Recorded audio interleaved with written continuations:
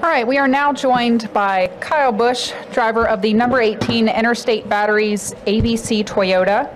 Kyle, Charlotte has presented a unique challenge to you. It's one of the two tracks you haven't won at in the Sprint Cup Series. What would it mean to you to get a win, not just to check it off your list, but also to advance to the round of 8? It would certainly mean a lot. You know, we've been trying here for a long, long time, and we've been close a few times, and it just hasn't all quite worked out the way we would have wanted it to, I guess, at the end of some of these races. So, you know, certainly we feel as though there's no better opportunity to win a Charlotte race than in the chase.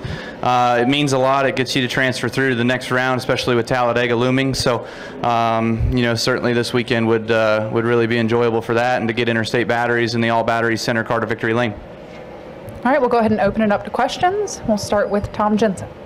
Hi, Kyle. Tom Jensen, FoxSports.com. 2 questions. How important is it to win one of these 2 races before you go to Talladega? And number 2, how many of the Toyotas you think will make the final 8? I think that it is important to win here or Kansas if you can, obviously, to get your way into or through Talladega without having to worry. You can go to Talladega, run hard, and have fun, and do a good job of just trying to focus on winning the race.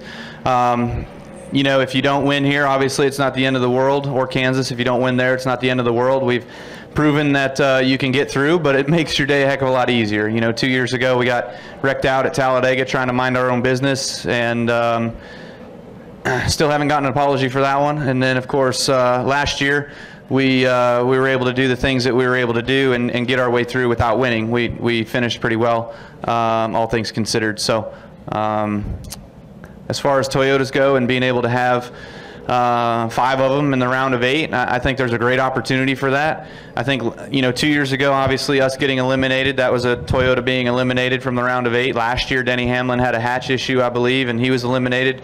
So there's anything that can happen, and that's why we run these races and run these. You got to run these things all the way to the end.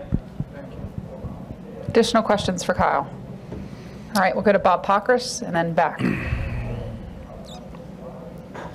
Kyle, last year you kind of let the chase and those races come to you, and things just kind of worked out in your favor up until and then through the win at Homestead.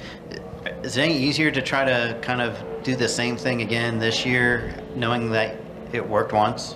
Yeah, I think so. I mean, there's obviously times where you feel like you want to push hard and go get a win or go get a better finish than where you're currently running. But, you know, you just got to do what you can in order to let these races kind of fall into place. And sometimes it's just worth, you know, taking the finish that's coming to you and moving on and going to the next one. So, you know, it doesn't always help to push too hard and try to advance yourself. It can also help to just sit back, relax, and finish where you can.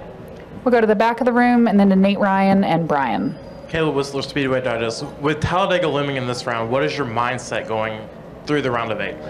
I think it's the same as what we did last year. Just let these races come to us and take the finishes that we can get. You know, we got caught up in a pit road deal here last year and kind of tore up our car a little bit and didn't quite get the finish that we were hoping for in this race. But we went to Kansas and we had a solid outing there. We came out of there with a top 5, I believe, and then we were able to do the same thing at Talladega, finish in the top 5. So, you know, we'd like to think that we can finish better here at Charlotte and finish in the same realm of spots for Kansas and have a good shot of being able to transfer through at Talladega. All right, we'll go to Nate and then Brian. Nate Ryan, NBC Sports. Kyle, is over the years, his track position has been magnified along with the competition getting tighter. It seems like pit road mistakes have become more and more magnified. Jimmy Johnson being the most recent example at Dover, where he pretty much didn't have a shot to win after that penalty after he had passed Truex. I guess 2-part question. Like, one, how hard is it? Is it harder to make up pit road penalties than ever before, do you think, nowadays? And can you minimize mistakes? Is there a way to, if you're making those mistakes as a driver or as a crew, is there a way to minimize them? Yeah, I think now it's certainly harder to be able to make up from those mistakes on pit road. It's, you know, there's risk versus reward in everything we do, but pit road, especially with the extra segments and timing zones, you know, we all take advantage of the extra mile an hour that NASCAR gives us, and we use that as what our pit road speed is, rather than kind of a buffer. We actually use that up. So, you know, you just got to come off of that a little bit. You can't push it that hard to the threshold and trying to become the guy who's got the fastest rolling time every weekend. So Jimmy's been really, really good at that. He's probably been one of the best, one of the top 2 or 3 for sure all year long on rolling times. But they also have the most pit road speeding penalties to go along with it throughout the year. So, you know, there's a fine line there, and there's a balance that you've got to be able to withhold and being able to be successful. So as far, what was the second part? Okay, good talk. Good talk. Rolling time is the distance from when you come in at the yellow line to when you stop in your box, and then when you leave your box to when you get to the yellow line on the exit. It's a new thing that all the teams are kind of looking at is rolling time. All right, Brian. Brian Nelson with MRN, Kyle. So you mentioned the philosophy in this round of just taking what comes to you and running the race as you're handed. So I'm curious about, with Kansas and going back as the race winner there last year, will you approach it differently? Were you pushing harder back in the spring at Kansas than you expect to be next week? How will it be different for you? Yeah, I think we were pushing hard in the springtime there, but we were certainly doing our homework as well too. So do the same amount of homework and do the same things in order to make sure that we're just as successful this time around. You know, the car drove really good. It was a night race. This time around it'll be a day race, so there's some differences there. You know, Adam and the guys just being able to work on our car. The track really widened out and gave us opportunities to kind of move around the last time we were there, so I'd expect some of those same tendencies. All right, we'll go to Chris Knight. Chris Knight, catchfence.com. Kyle, with the chase format, you excelled at last season, but your truckers are going through it for the first time. William obviously already has a win, but Christopher going to go to Talladega for elimination race. Have they come to you for advice on what to expect, or have you been a good asset for them for the chase? Yeah, we've talked in all of our meetings. We have meetings every week after the races at KBM. So we talk in those meetings about what to do, what to expect, how to operate as a team and a company with teammates and stuff like that, and what I expect of those guys. So all those things have been versed with all of them. As far as going into Talladega, what to expect, we haven't quite gone over those sorts of things yet. But obviously with Christopher having the most amount of cushion of anyone besides William there, you know, you just got to be smooth and smart and finish. You know, that's what it's about. You may have a couple cars here or there, trucks that crash out, and they'll obviously push that spot where we would fall if we had a problem higher and higher. So I'd expect that you know, you get 4, 5, 6 trucks that DNF, then obviously that would be where we would be safe in order to follow through the next round. So certainly missed the first big one at least. Final questions? All right, we'll go to Jessica, Kenny, and Bob.